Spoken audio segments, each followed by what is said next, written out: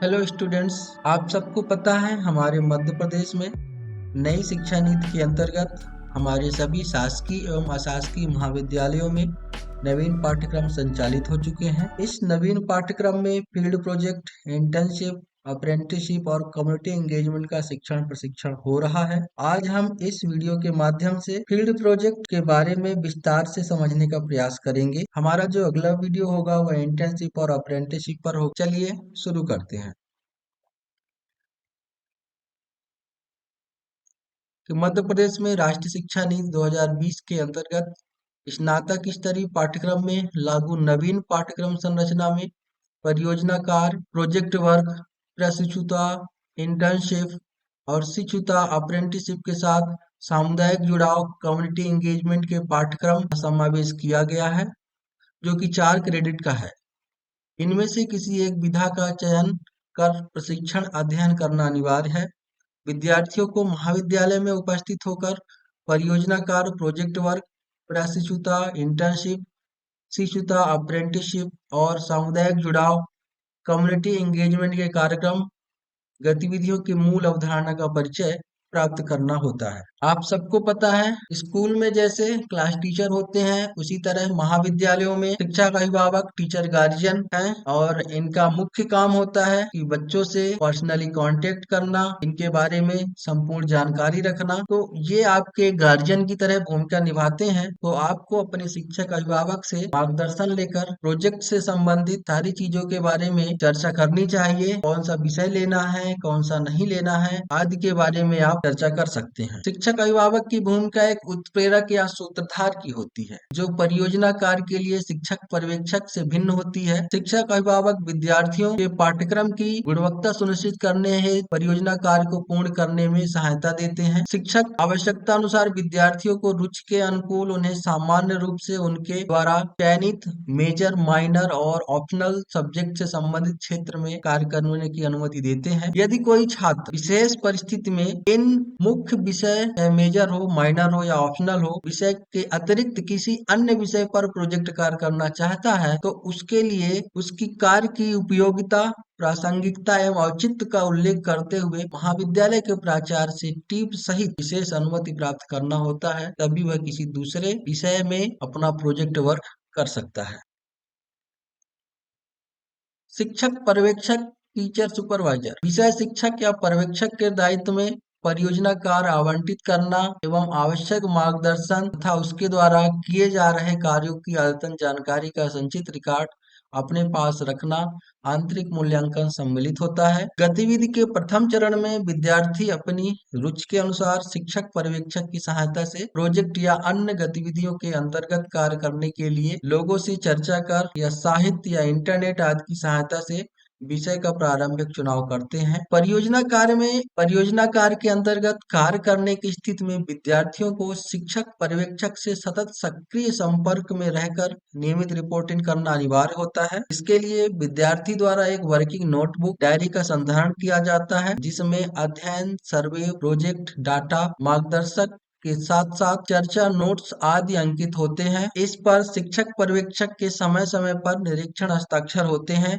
तथा यह working notebook विद्यार्थी द्वारा अंतिम अध्ययन रिपोर्ट जो होती है के साथ मूल्यांकन के लिए टीचर सुपरवाइजर के पास जमा की जाती है। तो ये तो था काम शिक्षक पर्यवेक्षक का। अब हम बात करते हैं, यदि आप फील्ड प्रोजेक्ट लेना चाह रहे हैं तो उसके लिए आपको करना क्या होगा। आपको फील्ड प्रोजेक्ट लेने के लिए महाविद्यालय के प्राचार्य से एक अनुमति पत्र लेना होगा। यदि आप किसी पंजीकृत प्रतिष्ठित मान्य संस्था, फर्म या व्यक्तियों के साथ प्रोजेक्ट कार्य करने के लिए जा रहे हैं, तो उसके लिए महाविद्यालय के प्राचार्य की लिखित पूर्व अनुमति लेना आवश्यक होता है और प्राचार्य महोदय सहभागी संस्थान की गुणवत्ता एवं अन्य आवश्यक विवरणों से व्यक्तिगत रूप से संतुष्ट होने पर ही ऐसी अनुमति जारी करते हैं। जो भी बाह्य संस्थान की जानकारी एवं सहमति प्राप्त करने के लिए हमारे टीचर सुपरवाइजर और प्राचार्य द्वारा इस तरह का प्रारूप जीवन की तरह का एक पत्र जारी किया जाता है और ये पत्र बाहरी संस्था के पास भेजा जाता है। इस पत्र को अनुरोध पत्र भी कहते हैं, जो कि बाहरी संस्थान को दिया जाता है। संस्थान द्वारा प्रारूप G2 में अपेक्षित अधिकतम संख्या का उल्लेख करते हुए सहमति प्रदान किया जाता है। इस जो जीवन जो प्रारूप है इसके साथ एक प्रारूप G2 भी जाता है और इस G2 प्रारूप में जो बाहरी संस्था होती है उसका सहमति प्राप्त होता है और G2 का जो प्रारूप है वह कुछ इस तरह का होता है। जो बाहरी संस्था है वो कैसी संस्था है, शासकीय है, अशासकीय है, या उसके अंदर कितने लोग काम करते हैं, उसके संस्थान मार्गदर्शन के क्षेत्र का नाम क्या है, संस्थान के अंतर्गत विभिन्न पद या कार्य करने वाले व्यक्तियों की संख्या कितनी है, अपेक्षित अधिकतम विद्यार्थियों की संख्या कितनी है और अन्य विशेष जानकारी संस्था के बारे में पहले ली जाती है। इसके बाद यदि उस संस्था ने सहमति प्रदान कर देता है या वो फर्म या व्यक्ति सहमति प्रदान कर देते हैं तो इसके बाद प्रारूप G3 में महाविद्यालय द्वारा संस्था को विद्यार्थियों की सूची सहित औपचारिक अनुरोध प्रेषित किया जाता है, जिसमें यह स्पष्ट उल्लेख होता है कि इस सहयोग के लिए संबंधित बाह्य संस्थान विद्यार्थियों अथवा महाविद्यालय से कोई शुल्क नहीं ले सकते हैं। यह बात ध्यान देने वाली है कि आप किसी भी बाहरी संस्था में जाते हैं अपना project work, field project, internship या अप्रेंटिसशिप करने के लिए, तो उसमें आपको उस संस्था को कोई भी शुल्क नहीं देना है। साथ ही संस्थान को प्रारूप G4 के अनुसार एक फीडबैक भी संलग्न कर भेजा जाता है, जिसमें विद्यार्थियों का संबंधित संस्थान द्वारा मूल्यांकन किया जाता है। इसके बाद एक औपचारिक रूप से महाविद्यालय के लेटर हेड पर प्रारूप G3 के अनुसार एक पत्र बाहरी संस्थान या फर्म को भेजा जाता है। शिक्षण संबंधित ज्ञान एवं कौशल की जानकारी संलग्न प्रतिपुष्ट या फीडबैक फॉर्म के माध्यम से उपलब्ध कराने का अनुरोध किया जाता है। इसके आधार पर विद्यार्थी का प्रशिक्षण उपरांत मूल्यांकन किया जाता है। इस प्रारूप G3 में एक संलग्न प्रारूप होता है G4, जिसको कि आप फीडबैक फॉर्म कहते हैं, और साथ ही साथ इसमें उन सारे विद्यार्थियों की सूची होती है जो महाविद्यालय की ओर से उस बाहरी संस्था के पास प्रशिक्षण के लिए भेजा जाता है। इस तरह का फीडबैक फॉर्म होता है, आप देख सकते हैं। इसमें विद्यार्थी का नाम, महाविद्यालय का नाम, कक्षा आदि का अंकित होता है। आप ध्यान रखें कि ये जो फॉर्म है यह फॉर्म केवल और केवल बाहरी संस्था या फर्म या व्यक्ति ही भर सकता है और यह फॉर्म आप सभी छात्र छात्राओं के लिए होता है जिनका कि मूल्यांकन बाहरी संस्था द्वारा किया जाता है। मूल्यांकन का आधार विद्यार्थियों की नियमित उपस्थिति होती है। विद्यार्थी द्वारा प्राप्त सैद्धांतिक ज्ञान, कार्य विधि में विद्यार्थी द्वारा अर्जित कौशल, कार्य के प्रति विद्यार्थियों की रुचि, गंभीरता, कार्यवादी में विद्यार्थियों का सीखने के प्रति रवैया एवं व्यवहार, सहकर्मियों अन्य सदस्यों से सामंजस्य, समूह में कार्य करने की क्षमता आदि का मूल्यांकन किया जाता है। यह फीडबैक फॉर्म बहुत ही महत्वपूर्ण होता है। इस फीडबैक फॉर्म की सहायता से चाहे आप फील्ड प्रोजेक्ट का काम कर रहे हो या इंटर्नशिप या अप्रेंटिसशिप, हर जगह पर जब आपका आंतरिक मूल्यांकन होगा तब आपको इस फीडबैक फॉर्म के द्वारा ही आपका मूल्यांकन किया जाएगा। परियोजना कार्य, अब हम बात करते हैं परियोजना या प्रोजेक्ट के बारे में। प्रोजेक्ट होता क्या है आखिर? यदि आप प्रोजेक्ट को उसकी शाब्दिक अर्थ में जानेंगे तो प्रोजेक्ट एक तरह की कार्य योजना है। क्या है? एक तरह की कार्य योजना किसी भी समस्या के निदान या किसी विषय के तथ्य को प्रकाशित करने के लिए तैयार की गई एक पूर्ण योजना होती है। आप सबको पता है कि हमारे दैनिक जीवन में कई सारी ऐसी समस्याएं होती हैं जिनका हमें रोजमर्रा की लाइफ में नित्य सामना करना पड़ता है और हम क्या करते हैं, कुछ समस्याओं से बचने का तरीका सोचते रहते हैं। हमारे आसपास बहुत सी ऐसी समस्याएं मौजूद हैं जिन्हें देख कर सुनकर सोचने को हम विवश हो जाते हैं और उसका समाधान का उपाय सोचने लगते हैं। जैसे कि आप देखेंगे नदी में गंदगी की समस्या, नशीले पदार्थ के सेवन से होने वाली बीमारियों की समस्या, पानी की समस्या, बेरोजगारी की समस्या, कई तरह की समस्याएं होती हैं। जब हमारे सामने कोई समस्या आती है तो हम क्या करते हैं? सबसे पहले हम उस समस्या की तह तक जाकर उसके सभी पहलुओं को जानने की कोशिश करते हैं, उसके निदान को और उसके निदान की सभी संभावनाओं और उपायों पर विचार करते हैं। तो इस तरह का जो विचार हमारे द्वारा किया जाता है और हमारे मन में तैयार की गई जो पूरी योजना होती है, यह एक प्रकार की परियोजना कहलाती है। यदि हम औपचारिक रूप से परियोजना की परिभाषा को, परियोजना के बारे में बताने का प्रयास करें, परियोजना कार्य, प्रोजेक्ट वर्क उन गतिविधियों की एक श्रृंखला है जो छात्रों को उनकी क्षमताओं, रुचियों, व्यक्तिगत अनुभव और दृष्टिकोण का उपयोग करके अध्ययन करने, अनुसंधान करने और खुद को कार्य करने की अनुमति देता है। नवीन अकादमिक संरचना में परियोजना कार्य एक महत्वपूर्ण अंग है। परियोजना कार्य आधारित शिक्षण विद्यार्थियों में व्यक्तिगत अथवा समूह में रहकर अनुसंधान गतिविधियों का संयोजन, जिससे विद्यार्थी फील्ड स्टडी के माध्यम से न सिर्फ अनुसंधान करना सीखता है अपितु समूह में एक एक साथ घनिष्ठ रूप में कार्य करना भी सीखता है। महाविद्यालय के बाहर फील्ड स्टडी या केस स्टडी के अनुभव विद्यार्थी के लिए अमूल्य है। परियोजना कार्य के माध्यम से विद्यार्थियों में समूह अनुसंधान गतिविधियों के अलावा स्व प्रबंधन, लोकतांत्रिक राय निर्माण, सामूहिक निर्णय लेने की क्षमता में भी वृद्धि होती है। परियोजना कार्य में शिक्षक की भूमिका बहुत ही महत्वपूर्ण होती है। परियोजना कार्य की एक विशेषता ये भी होती है कि इसमें शामिल सभी लोग एक दूसरे से सीखते हैं। शिक्षक का दायित्व होता है कि वह विद्यार्थियों के साथ अकादमिक संवाद स्थापित कर विषय से संबंधित प्रमुख मुद्दों पर सोचने एवं प्रश्न करने की प्रवृत्ति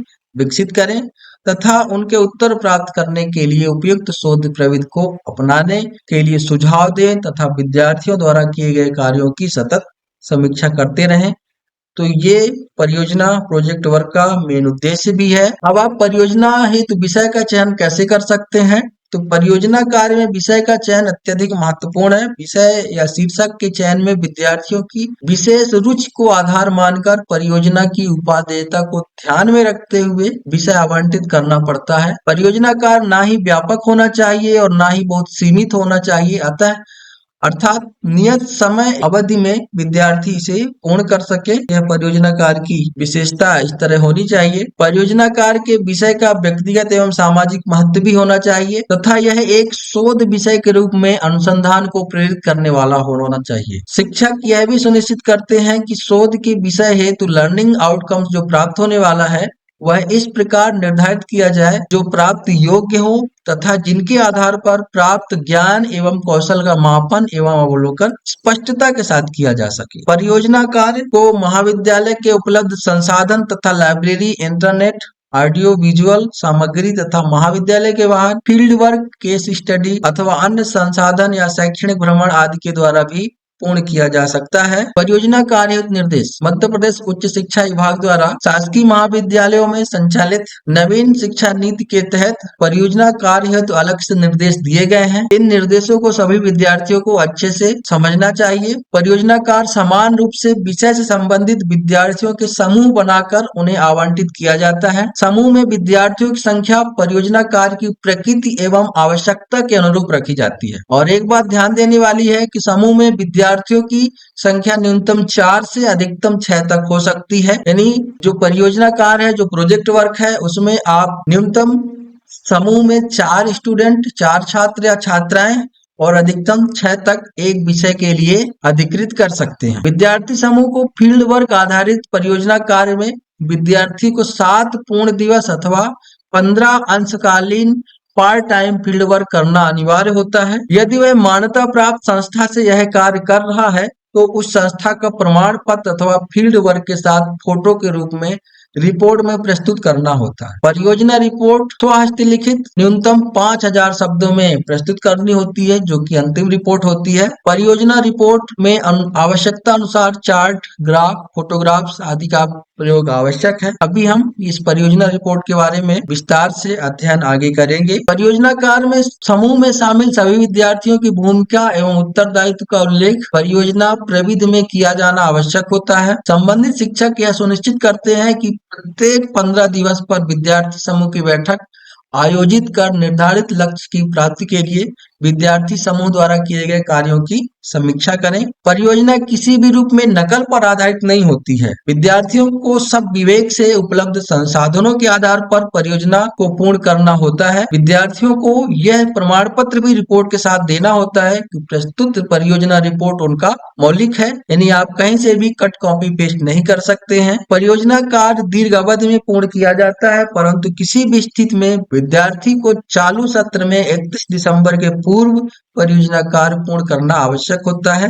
तो ये बात नोट कर लीजिए आप कि 31 दिसंबर से पहले आपका परियोजना कार्य पूर्ण होना चाहिए किसी भी चालू सत्र में। परियोजना कार्य का मूल्यांकन, आप परियोजना कार्य का यहाँ पर मूल्यांकन कैसे होगा? आंतरिक, सतत एवं बाह्य मूल्यांकन का जो विभाजन है क्रम से 50-50 अंकों का होता है। आंतरिक मूल्यांकन 50 अंक है तो विद्यार्थी समूह को निर्धारित प्रारूप में 3 प्रगति प्रतिवेदन निश्चित अंतराल पर प्रस्तुत करना होता है। आंतरिक मूल्यांकन हेतु 3 रिपोर्ट में से 2 श्रेष्ठ रिपोर्ट की गणना की जाती है। बाह्य मूल्यांकन 50 अंक का विभाजन जो निम्नानुसार होता है, जिसमें आप देख सकते हैं कि 30 अंक अंतिम प्रोजेक्ट रिपोर्ट एवं प्रस्तुतिकरण का होता है और 20 अंक मौखिक प्रस्तुतिकरण या व्यक्तिगत के रूप में जो वायवा होता है उसका मिलता है। प्रत्येक विद्यार्थी का परियोजना कार्य में आवंटित कार्य, उसके द्वारा निष्पादित कार्य एवं परियोजना हेतु निर्धारित तथा अर्जित दक्षताओं लर्निंग आउटकम्स के आधार पर ही मूल्यांकन किया जाता है। परियोजना कार्य में संलग्न विद्यार्थी परियोजना के अलग अलग चरणों में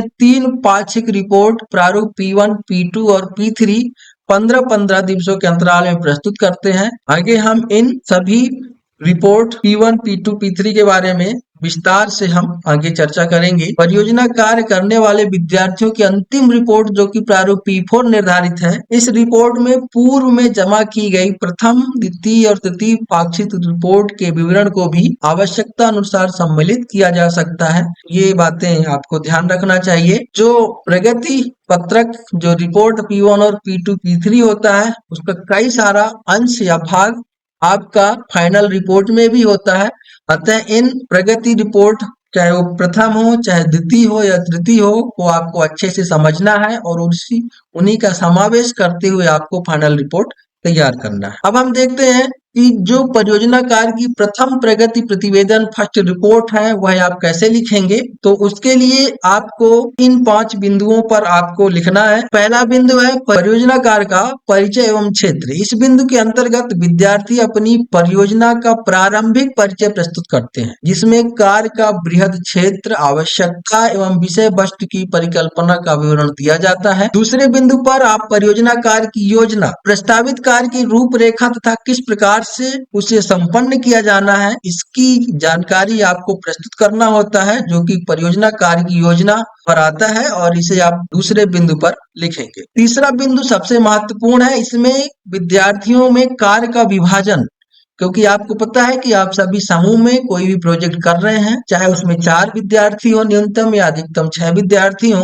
तो उसमें आपका कार्यों का स्पष्ट विभाजन होना चाहिए, जिससे कि कार्य योजना के साथ साथ इस कार्य विभाजन का उल्लेख भी प्रारंभ में ही किया जाता है, जिससे कार्य योजना के साथ साथ इस कार्य का विभाजन का उल्लेख भी प्रारंभ में ही किया जाता है, जिससे विद्यार्थियों के द्वारा संपन्न कार्य की पृथक पृथक मूल्यांकन के समय स्पष्टता हो सके। कई सारे ऐसे विद्यार्थी होते हैं जिनको ऐसा लगेगा समूह में है कि सामने वाला स्टूडेंट यदि कर लिया है तो हमारा भी हो जाएगा, तो ऐसा बिल्कुल नहीं है। ऐसा आप बिल्कुल भी ना सोचें। आपको जो भी परियोजना कार्य दिया गया है, उस परियोजना कार्य में आपको अलग अलग कार्य आपको दिया जाएगा और उस कार्य को आपको इस प्रथम रिपोर्ट में आपको आवंटित कर दिया जाएगा और आगे की आने वाले रिपोर्ट में आप उसका लेखा जोखा या ब्यौरा भी प्रस्तुत करेंगे। फोर्थ नंबर जो पॉइंट है, जो बिंदु है, वह है कि संबंधित कार्य स्थल या संस्थान का विवरण, जहां कार्य किया जाना है। अब आप कहेंगे, अब आप सोचेंगे कि इसकी क्या आवश्यकता है, तो इसकी आवश्यकता बहुत है,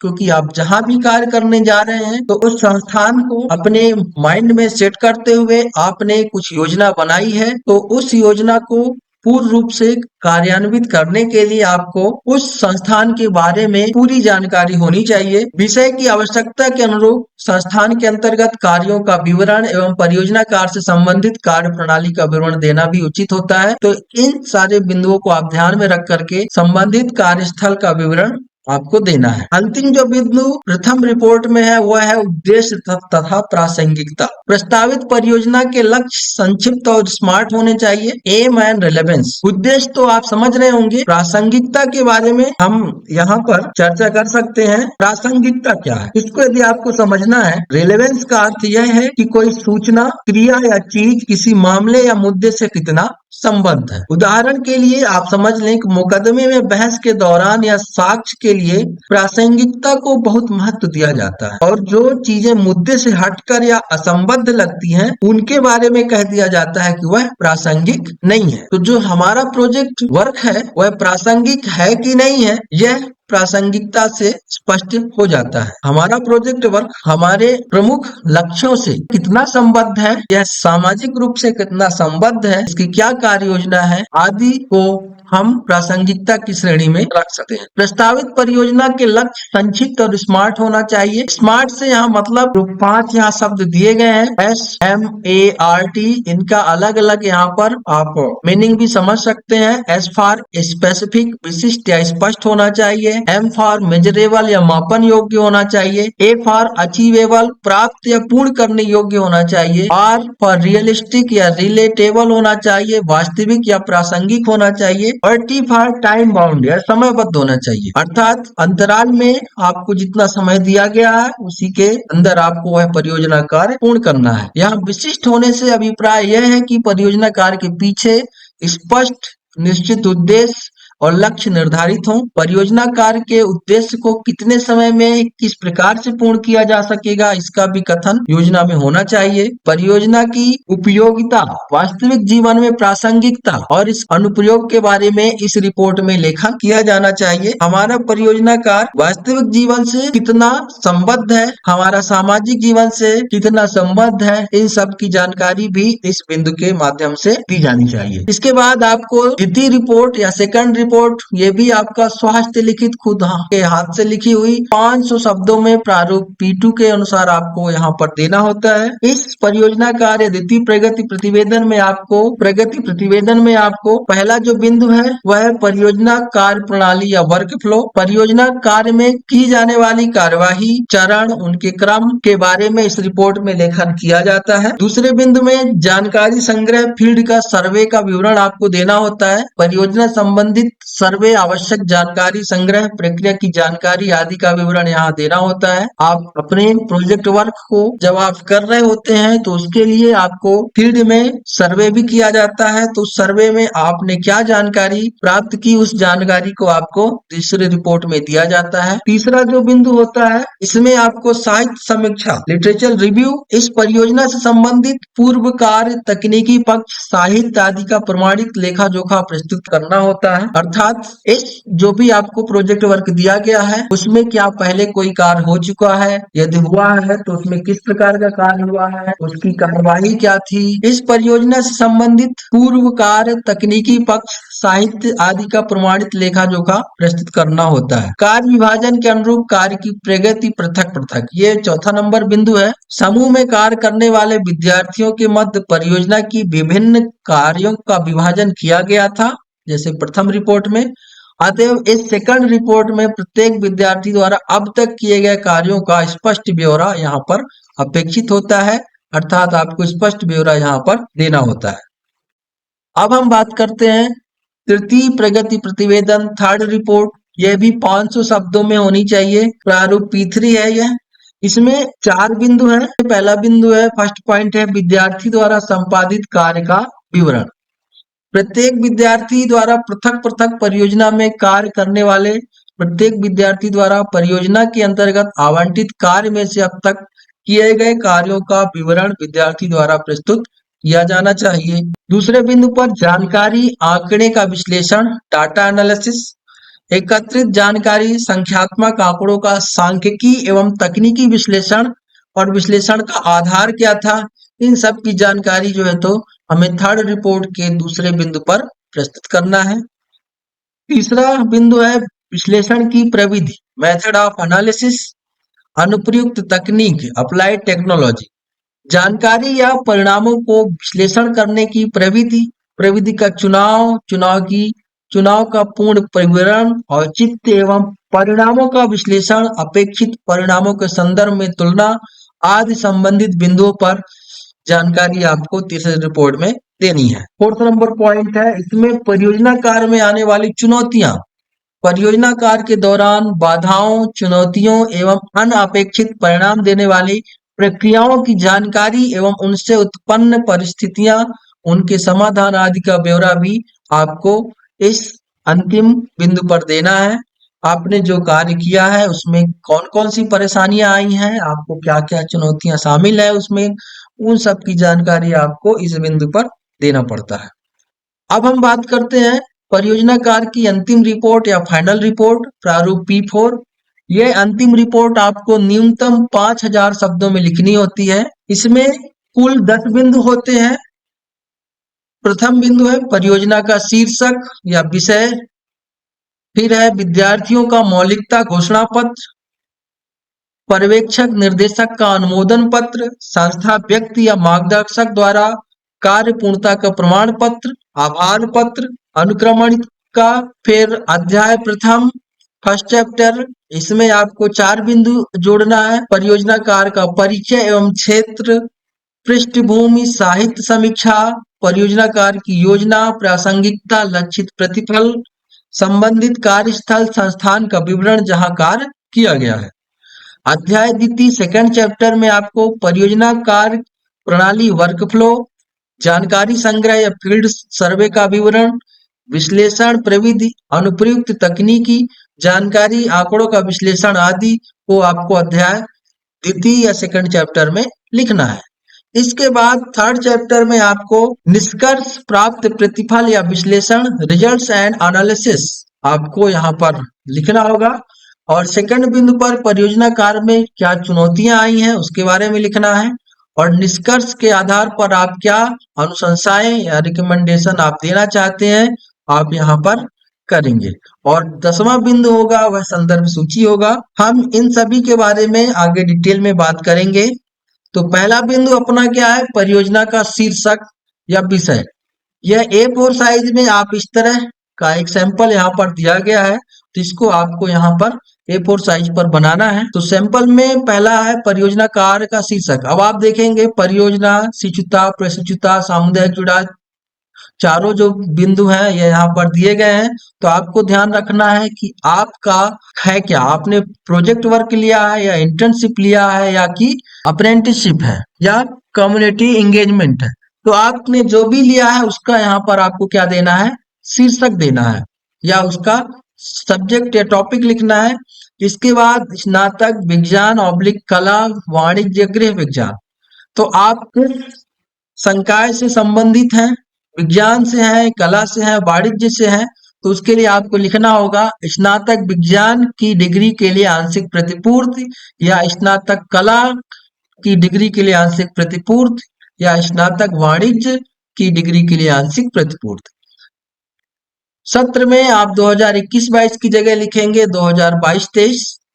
इसके बाद आपको इस फॉर्मेट में आगे लिखना है विद्यार्थियों के नाम। आपके समूह में जितने विद्यार्थी हैं, चाहे 4 हो या 6, उन सभी के नाम यहाँ पर लिखना है। यहाँ पर आपको सभी का नाम, कक्षा और अनुक्रमांक लिखना है। इसके बाद आप उस संस्था के यहाँ पर नाम लिखेंगे जहां आपने विजिट करके अपना प्रोजेक्ट वर्क या इंटर्नशिप पूर्ण किया है। इसके बाद आप अपने टीचर सुपरवाइजर का यहाँ पर नाम लिखेंगे और नीचे आप महाविद्यालय का लोगो और महाविद्यालय का नाम, और साथ ही साथ नीचे विश्वविद्यालय का नाम भी लिखेंगे कि जिसके संबद्धता से आपका महाविद्यालय संचालित है या आपका महाविद्यालय जिस विश्वविद्यालय से संबंधित है। ये था आपका फर्स्ट पॉइंट या प्रथम बिंदु, या इसे आप परियोजना कार्य का प्रथम पेज भी कह सकते हैं। यह आपके परियोजना कार्य में फर्स्ट पेज पर होगा। दूसरे पेज पर आप विद्यार्थी का मौलिकता घोषणा पत्र लिखेंगे। मौलिकता से आशय है कि आपने कहीं से कोई नकल नहीं किया है, कहीं से कट कॉपी नहीं किया है, आपने जो कार्य किया है आपने खुद अपने द्वारा किया है। तो आप यदि समूह में हैं तो आप लिखेंगे हम एतद द्वारा घोषणा करते हैं कि यह परियोजना कार्य मेरे द्वारा किए गए मूल ओरिजिनल कार्य पर आधारित है, जिसमें प्रकाशित एवं अप्रकाशित सामग्री का प्रयोग विधिवत स्वीकृत उपरांत किया गया है। हम यह भी घोषणा करते हैं कि प्रस्तुत परियोजना रिपोर्ट या प्रोजेक्ट रिपोर्ट किसी अन्य डिग्री पाठ्यक्रम या वर्तमान में प्रस्तुत नहीं किया गया है। तो इस प्रारूप के अनुसार आपको मौलिकता का घोषणा पत्र देना है। यहाँ पर आप सभी के नाम रहेंगे, कक्षा रहेगा, अनुक्रमांक रहेगा, हस्ताक्षर के साथ आप दिन और दिनांक भी यहाँ लिखें। तो ये था दूसरा पेज या दूसरा बिंदु। तीसरा पेज या तीसरा बिंदु है पर्यवेक्षक निर्देशक का अनुमोदन पत्र। यह इस फॉर्मेट में आपको अनुमोदन पत्र देंगे तो आप इस फॉर्मेट में या इस प्रारूप में अनुमोदन पत्र शिक्षक निर्देशक से आप प्राप्त करें।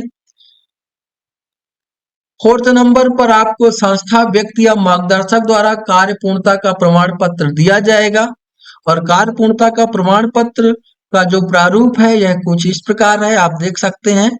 आप वीडियो को पॉज करके आप इसका स्क्रीन शॉट भी ले सकते हैं या यह एमपी एजुकेशन की वेबसाइट पर इस तरह के सारे फॉर्मेट डले हुए हैं। आप उनकी वेबसाइट पर विजिट करके ये सारे फॉर्मेट आप प्राप्त कर सकते हैं। कोशिश करें कि इस फॉर्मेट के अनुसार ही आपका कार्य पूर्णता प्रमाण पत्र आपको प्रदान किया जाए।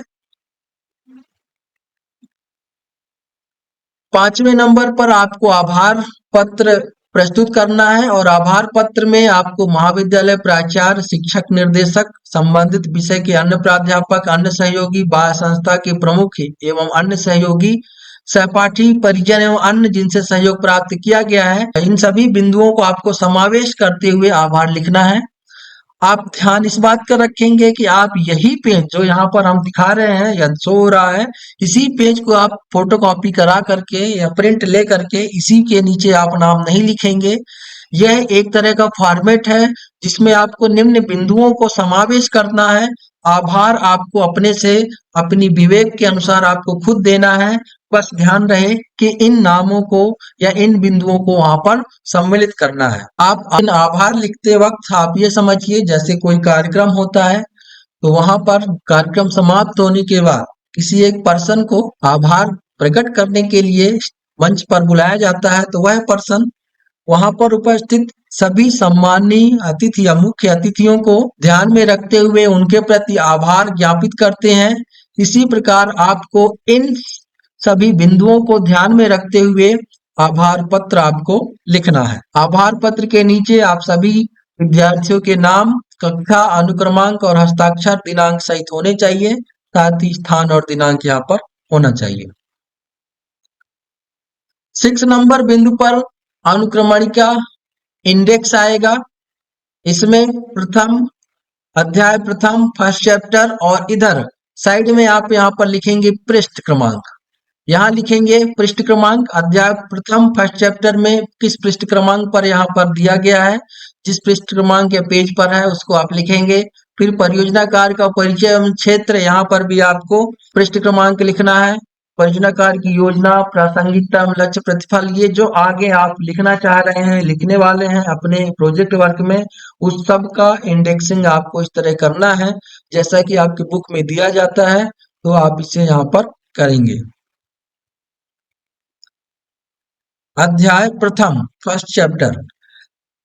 फर्स्ट चैप्टर में आपको निम्न 4 बिंदुओं को समाहित करते हुए अपना ये चैप्टर कंप्लीट करना है, जिसमें से पहला है परियोजना कार्य का परिचय एवं क्षेत्र। इस बिंदु के अंतर्गत विद्यार्थी को अपनी वास्तविक योजना का प्रारंभिक परिचय प्रस्तुत करना चाहिए, जिसमें कार्य का बृहद क्षेत्र, आवश्यकता, विषय वस्तु की परिकल्पना आदि का विवरण किया जाए।